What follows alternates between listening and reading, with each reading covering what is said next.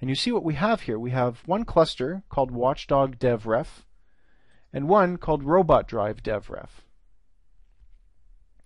If we go back to this global variable, if we click on it in the center so that we get our finger tool, we can pull that down and select from any of the clusters which have been created on that global variable. What we want to do is we want to add a new element to that global, and the element we want to add is the servo ref. There's a couple different ways to do that. The simplest, I think, is to open up the servo open.vi, which we see here has our PWM device ref. We're just going to copy that guy and then close it, making sure that we didn't make any modifications to that VI. So now we're going to open up that global again. This time we're going to use a different method to open it. We're going to go to the Project Explorer and see that we have our basic Robot Global listed here. So we double click to open that global, and we're going to just do a paste. So now we've added our PWM device ref. The next thing I'm going to do is I'm going to change the name of this, because PWM device ref is not a very useful name. We're going to call it our pan servo reference. We're going to pretend that it's part of a pan tilt system, which is allowing us to move our camera around. We're going to save and close the global. What we need to do now, I'm going to just move this guy over to make a little bit more room. What we need to do now is bring up a copy of that global. We can do that just like we've been making copies of things for a while now by using the Control key and dragging an existing global. Another way we can do it is if we go to the project window, we can actually drag the global from the project window onto the block diagram. And then all we need to do is access the finger tool by clicking in the center to choose the right reference. And in this case we want our pan servo reference. And remember, we want to write to it. Global variables are interesting because they can be written to or they can be read from. And the way that you change that mode is by right-clicking on it and choosing Change to Read.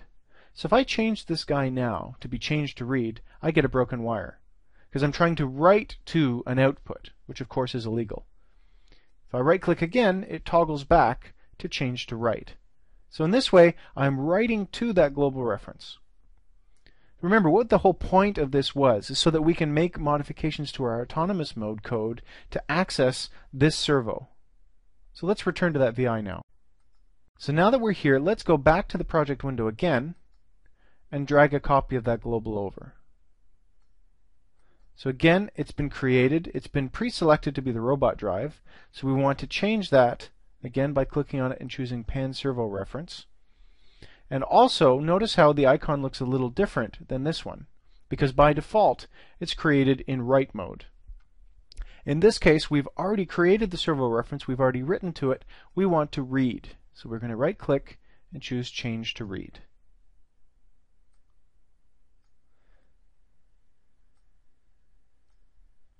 So we'll make a little bit more room here.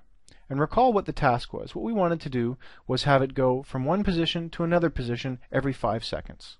So in this case, let's create a while loop. Because remember, a while loop allows us to run until a condition is true. We're going to set a constant with value false because we want this to run forever. Remember that the autonomous VI is automatically started and stopped by the framework. So we can write code here which, if we want to run for the entire duration of autonomous mode, we can basically create while loops that run forever. So now what we're going to do is we're going to write to our servo. Go to our robotics library, actuators, servo, and set angle. So the two inputs we need here are to take our device ref, which we've gotten from the global that we just created, and to set the angle. We're going to create a constant of 0. Now we're going to create a delay. So if we take a close look at the above autonomous code, the stuff that's been provided, we've got this function block here, and if we activate the context help, it's called delay and feed.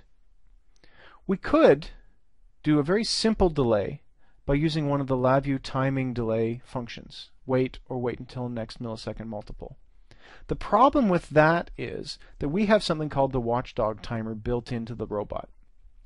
The purpose of the Watchdog timer is to shut down your outputs, to basically go into a safe mode whenever the code locks up. And the way Watchdog timers work is you must feed a Watchdog periodically. If the Watchdog timer goes to 0 before it's been reset or fed, then it goes into the alarm state and the system will shut down. So we cannot put a simple LabVIEW-based delay in here because during that delay it will not be feeding the Watchdog. So that's why this function has been created. And it's available in our robotics library under Utilities, Watchdog, Delay, and Feed.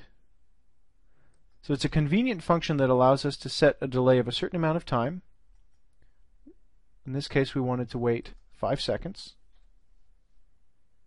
Change that constant. And then we want to, at the end of that 5 seconds, do another servo call to set the angle. And in this case, we'll do an angle of 170. We're going to connect up the device ref from the output of the first call to the input of the second call. So take a second and ask yourself if this code is going to work. Well, there's a couple things missing. First, we wanted to delay not just before we change angles, but also after. So there needs to be a second 5-second delay. But also, remember how execution works in LabVIEW. Functions don't execute until data is available at all of their inputs. And if there's no data dependency between functions, they will run at the same time. So a very common mistake using LabVIEW is to write code like this and assume that it's going to do what you wanted. In reality, what's going to happen here is the servo set angle 0, the first Watchdog 5-second feed, and the second Watchdog 5-second delay and feed will all start firing at exactly the same time. Immediately after the first servo set angle goes, the second servo set angle will go. Why does this one wait for the first one to finish? Well, in this case, there's a wire connecting them. In other words, there is a data dependency between these two. Well, you may see the solution because it's given to us above.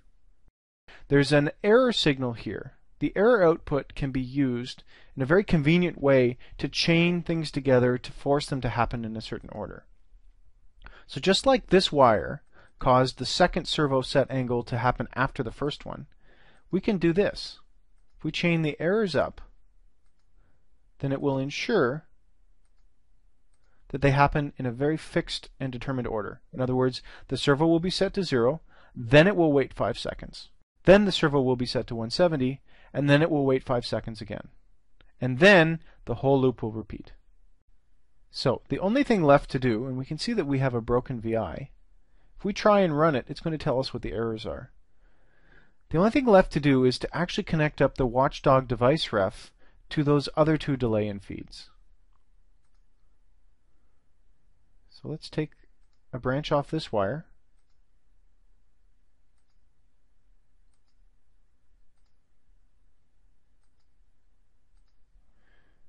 And now we've got a VI that's ready to run. As long as this Boolean's been set to true, our autonomous mode will be active. I'd like to recommend that if you don't have your robot up on blocks, and if you're not sure whether it's safe to make it move, that you delete this portion of the autonomous code. So maybe I will go ahead and do that right now. That way I can be sure that the only thing that's going to move in my autonomous mode is the servo that I've created. So then all you need to do is save and close this VI, and then run the robot main to deploy it. It may ask you to save changes. Once you do so, it will deploy.